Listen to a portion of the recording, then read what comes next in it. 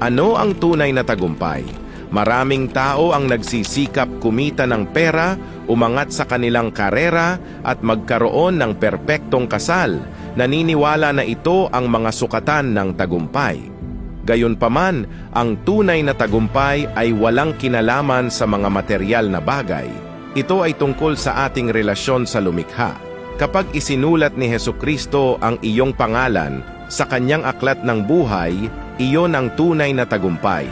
At kung ang sinuman ay hindi nasumpungang nakasulat sa aklat ng buhay, ay ibinulid sa dagat-dagatang apoy. Wala sa atin ang nagnanais na mapunta sa lawa ng apoy, kaya paano natin masisiguro na ang ating mga pangalan ay nakasulat sa aklat ng buhay? Kailangan nating magsisi sa ating mga kasalanan at mamuhay ayon sa kalooban ng Diyos. Ito ang daan patungo sa tunay na tagumpay. Gusto mo bang maisulat ang iyong pangalan sa aklat ng buhay?